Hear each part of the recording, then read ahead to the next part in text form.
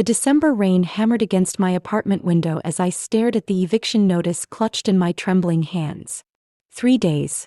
That's all I had left before I'd be on the streets. My phone buzzed with another text from my father. Christmas is better without you. You ruined everything. I could taste the bitterness rising in my throat. 26 years old, and here I was, Summer Wheeler, drowning in debt while my father and stepmother Diane lived in their pristine $2 million mansion. The same house where I'd grown up, where my mother had died when I was 12, where I'd been slowly erased from every family photo after Diane moved in. My hands shook as I read his message again. 3 years since they'd kicked me out for disrespecting Diane during Christmas dinner. All I'd done was ask why my mother's jewelry had disappeared from the mantel. The argument that followed shattered our family permanently. The apartment felt like a tomb around me. Empty pizza boxes stacked beside unpaid medical bills from my recent surgery. My savings account showed $47.83. The insurance company had denied my claim, leaving me drowning in debt while my family lived in luxury just 20 minutes away. I pressed my back against the cold wall, sliding down until I hit the floor. The weight of exhaustion pressed against my chest like a physical force. Every breath felt labored, every thought clouded by the crushing reality of my situation. Tomorrow I'd have to call my landlord and beg for more time. But something inside me had shifted tonight. Something dark and determined was awakening. My phone rang, jolting me from my spiral of despair. Summer? It's Uncle Dominic.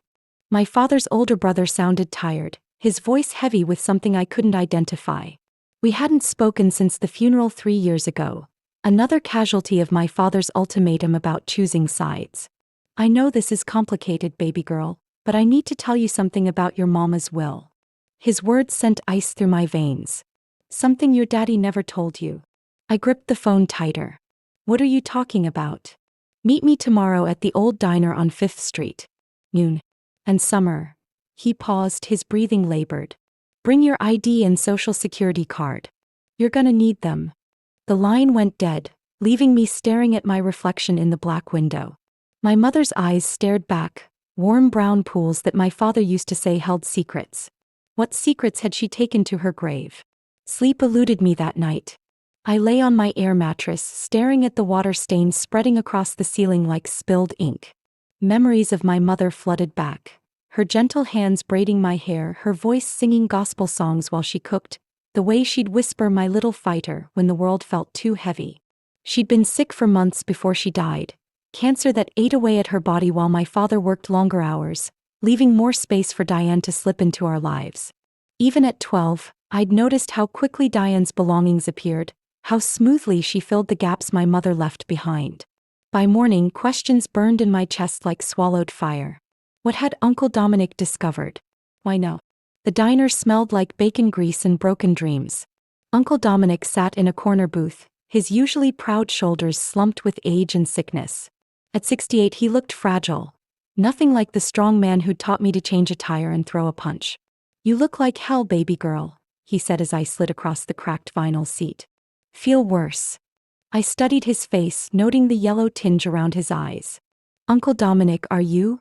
Liver cancer. 6 months, maybe less. He pushed a manila envelope across the table. That's why I can't take this secret to my grave like I promised your mama I would. My hands trembled as I opened the envelope. Inside were legal documents, copies of my mother's original will, property deeds, and bank statements dating back 15 years. The numbers made my head spin. Your mama owned that house before she married your daddy, Uncle Dominic said quietly. Inherited it from her grandmother along with a trust fund worth close to $3 million. She put everything in your name when you were born, with instructions that you'd receive it all on your 25th birthday. The coffee cup slipped from my numb fingers, crashing to the floor. That's impossible, Dad said. Your daddy said a lot of things. None of them true. His eyes blazed with anger I'd never seen before. When your mama got sick, he convinced her to sign some papers. Told her it was just to make things easier for him to manage while she recovered. She was on so much medication she didn't realize he was having everything transferred to his name. The diner spun around me. 25. I'd turned 25 8 months ago. I have copies of everything, Uncle Dominic continued. The original will, the fraud documentation, the transfer papers with forged signatures. How long have you known? My voice sounded foreign, like it belonged to someone else. Uncle Dominic stirred his coffee with shaking hands. I suspected something when your mama changed her will so suddenly before she died. She called me the night before she passed, crying, saying she'd made a terrible mistake. But by then the cancer had spread to her brain. The doctor said she wasn't competent to make legal decisions. He pulled out another document, a handwritten letter in my mother's familiar cursive. She managed to write this and give it to me that last night. Asked me to keep it safe until you were old enough to handle the truth. My vision blurred as I read my mother's final words. Asterisk, my dearest Summer, if you're reading this, then Dominic kept his promise. Your father has taken what belongs to you. Our home, our legacy, everything I built for your future. I was too weak and trusting to stop him. The house on Maple Street, the trust fund, all of it should be yours. I'm sorry I failed you, baby girl. Fight for what's yours. You're stronger than I ever was. All my love, Mama. Sis. Tears splashed onto the paper, smearing the ink. Around us, the diner hummed with normal life. People eating breakfast, reading newspapers, discussing weekend plans. But my world had just exploded and reassembled itself in a completely different configuration. There's more, Uncle Dominic said softly. The night before your mama died, I recorded her on my phone. She confessed everything about the forged signatures, about your daddy's pressure, about Diane's involvement. Your mama was lucid that night. The pain medication had worn off. She knew what she was saying. He handed me a small digital recorder. This, combined with the documents, proves fraud. Everything your daddy owns should legally be yours. The weight of the recorder felt heavier than the entire world. I sat in my dying car outside the diner for an hour. Documents spread across my lap, my mother's voice playing through earbuds. Her words, weak but determined, outlined a plan she'd been too sick to execute herself. Dominic, I need you to promise me something, her recorded voice whispered. If anything happens to me, make sure Summer gets what's rightfully hers. William thinks he's been so clever, but I kept copies of everything. The real estate transfers, the bank routing numbers, even photos of him forging my signature on the final documents. My hands clenched the steering wheel until my knuckles went white. 26 years of believing I was the problem, that I'd somehow deserved to be cast out and forgotten. 26 years of struggling while they lived in luxury built on stolen foundations. My phone buzzed. Another text from my father. Stop calling Dominic. He's a sick old man filling your head with nonsense. You made your choice 3 years ago. I stared at the message, then at the eviction notice on my passenger seat. 3 days until I'd be homeless. But now I had weapons. Legal weapons that could destroy the fantasy my father and Diane had built. I drove to the public library and spent 6 hours researching property law, inheritance fraud, and statute of limitations. The facts were clear. My father had committed multiple felonies. The house, the bank accounts, even the cars in their driveway. All of it could be traced back to my mother's stolen inheritance. But I needed a lawyer. A good one. And lawyers cost money I didn't have. That's when I remembered something my mother used to say.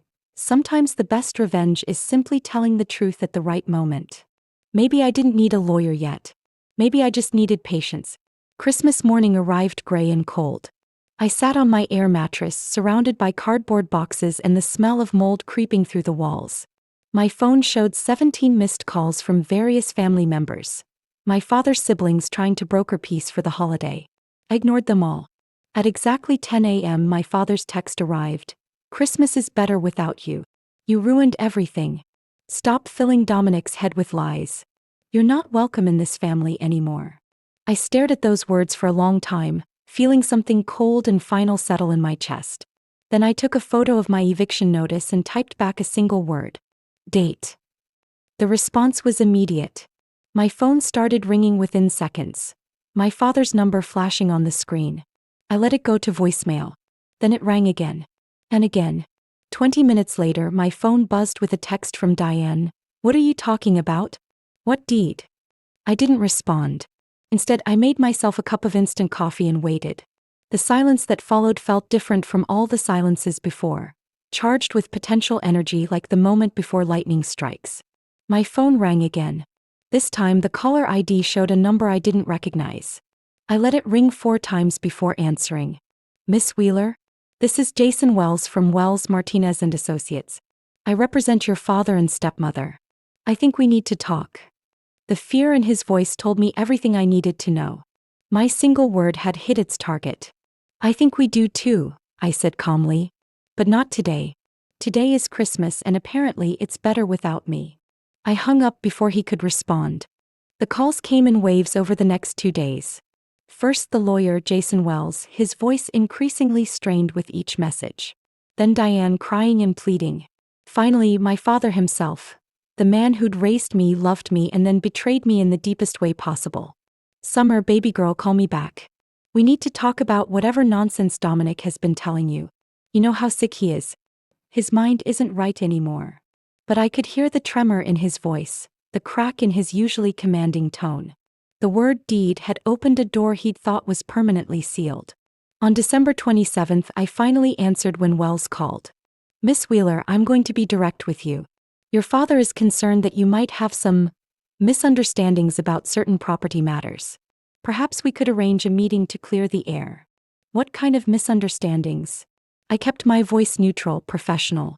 Well, there seemed to be some questions about inheritance and property ownership.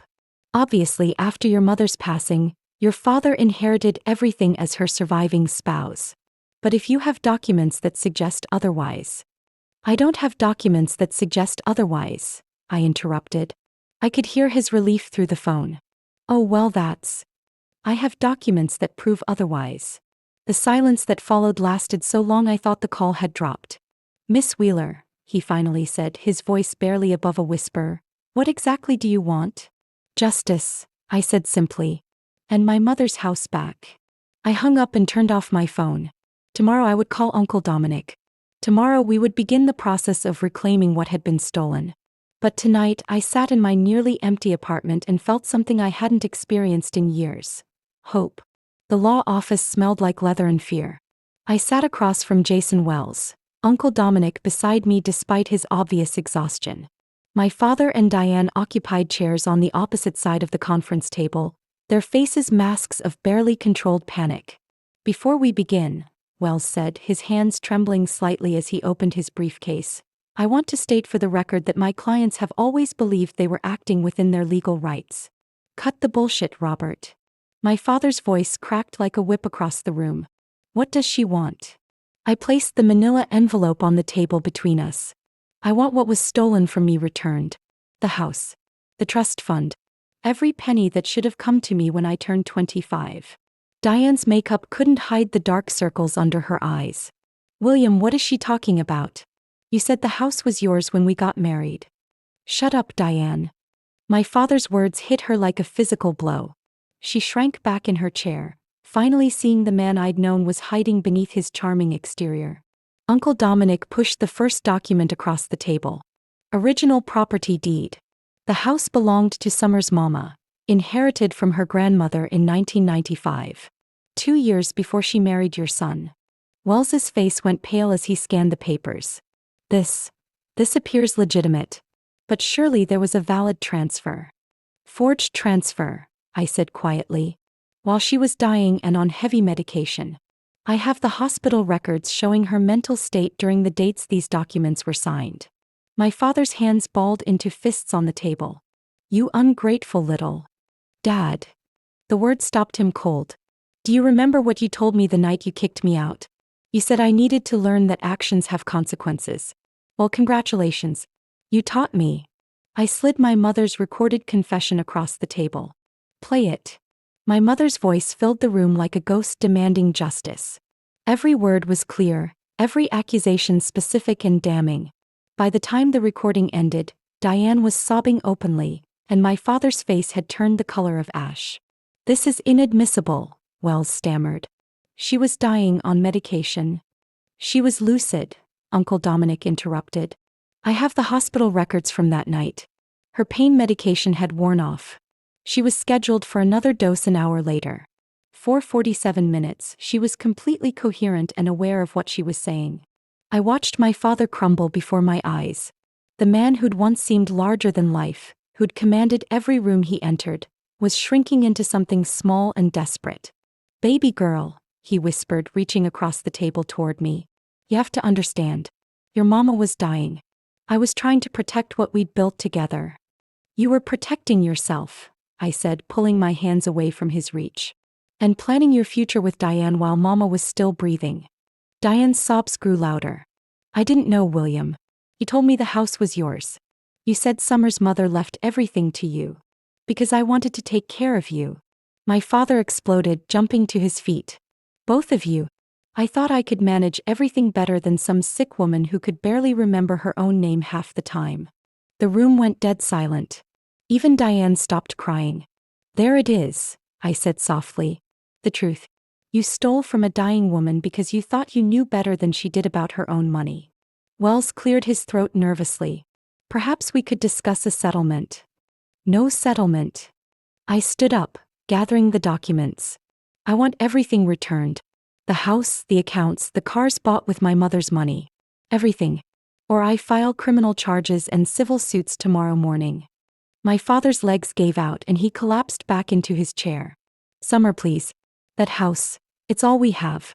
We've put everything into maintaining it, improving it. We have nowhere else to go. I looked at this man who'd raised me, who'd taught me to ride a bike and helped me with homework, who'd also stolen my mother's legacy and cast me out when I became inconvenient. Funny, I said. That's exactly how I felt 3 years ago. Within a week, the wheels of justice began turning with surprising speed. Wells, faced with indisputable evidence of fraud, advised his clients to cooperate fully to avoid criminal prosecution.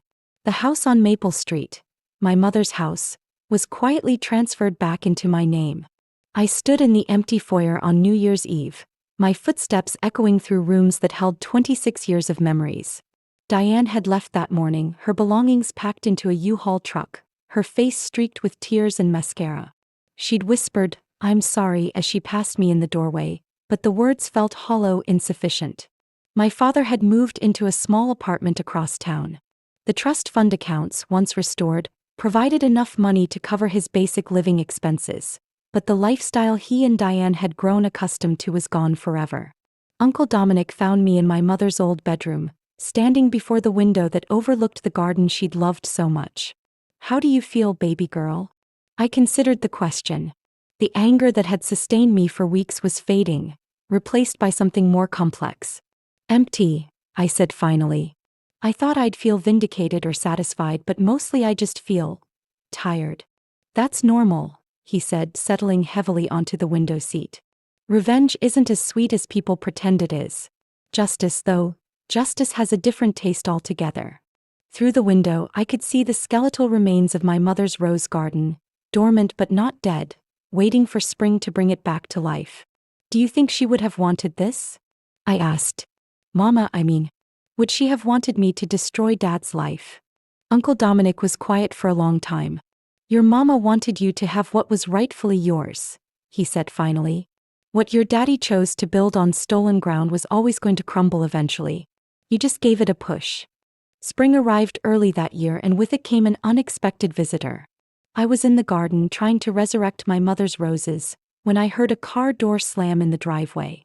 My father walked around the corner of the house, moving like a man who'd aged a decade in 3 months. "Summer." He stopped at the garden gate, his hands gripping the white picket fence my mother had insisted on planting. "You look good. Healthy." I didn't stop digging. The earth felt solid and real under my hands, grounding me in ways I'd forgotten were possible. "What do you want, Dad?" "To apologize. Really apologize, not the half-hearted attempts I made through the lawyer." He opened the gate and stepped into the garden, careful not to disturb the seedlings I'd planted. "I've been seeing a therapist, trying to understand how I became the kind of man who could steal from his dying wife." I sat back on my heels, studying his face. He looked smaller somehow, diminished. The commanding presence that had defined him my entire life was gone, replaced by something more human and fragile. "I was so afraid," he continued. "When your mama got sick, when I realized I might lose her, I panicked. I thought if I could control everything, the money, the house, the future, I could somehow control the grief. Instead, I lost everything that mattered. Including you." "You didn't lose me," I said quietly. "You threw me away." He flinched as if I'd slapped him. "I know. God help me, I know. And I don't expect forgiveness." I just needed you to understand that every terrible thing I did came from love. Twisted, selfish love, but love nonetheless. I stood up, brushing soil from my hands. Love doesn't steal from the dying, Dad. Love doesn't cast out children for asking uncomfortable questions. You're right. His voice broke. You're absolutely right, and I'll spend whatever time I have left trying to make amends. 6 months later, I hired my father to help renovate the house. Not because I'd forgiven him, forgiveness felt too large and complicated for where we were, but because the house needed work and he needed purpose. Something about watching him repair the damage done by years of neglect felt symbolically appropriate. We worked in careful silence most days, communicating through the language of construction and shared labor. Slowly, tentatively, we began talking again. Not about the past, that wound was still too fresh, but about small things. The weather. The progress on the roof. Whether the kitchen cabinets should be painted or stained. Uncle Dominic visited often, his health declining but his spirits lifted by seeing our fragile reconciliation. Your mama would be proud, he told me one afternoon as we watched my father replace rotten boards on the front porch. Not of what he did, but of what you're both trying to become. I'd started dating someone. A kind man named Jonathan who worked at the local library and knew nothing about inheritances or family drama. With him, I could simply be Summer, not the woman who'd reclaimed her stolen legacy or the daughter of a man who'd betrayed his dying wife. Just a woman learning to trust again, building something new on solid ground. The trust fund allowed me to quit my 2 part-time jobs and enroll in graduate school. I was studying social work, drawn to helping families navigate crisis and loss. My own experience with betrayal and reconciliation felt like preparation for something larger, something meaningful. Diane sent a letter that autumn, postmarked from 3 states away. She'd remarried, she wrote, to a man who loved her for herself rather than for what she could help him steal. She was sorry for her part in our family's destruction and hoped someday I might find peace. I kept the letter but didn't respond. Some apologies need to live in silence. Christmas morning 1 year later, I woke up in my mother's house. My house, to the smell of coffee and bacon drifting upstairs. My father was in the kitchen, preparing breakfast with the careful attention of someone who understood that small gestures could carry enormous weight. "Merry Christmas, baby girl," he said as I padded downstairs in my robe and slippers. The endearment felt strange on his lips after everything we'd been through, but not unwelcome. "Merry Christmas, Dad." We ate in comfortable quiet, snow falling steadily outside the kitchen window. The house felt different now, not like the museum to my mother's memory it had been under Diane's care, but like a living space where new memories could take root alongside the old ones. After breakfast, we drove to visit Uncle Dominic in the hospice facility. His time was measured in days now, but his eyes still sparkled with mischief and love.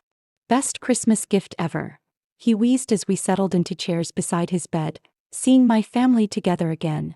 "We're not together," I corrected gently. "We're learning to be in the same room without destroying each other. That's different." He laughed, which triggered a coughing fit that left him exhausted.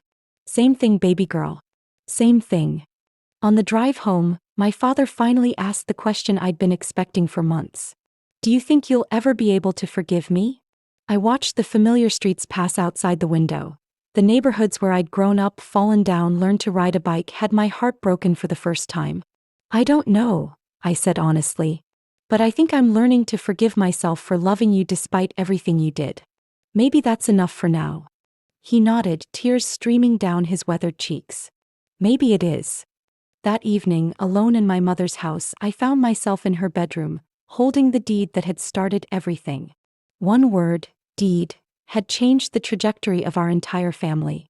But it wasn't really about the house or the money. It was about truth and consequences, about the weight of secrets and the power of finally speaking them aloud.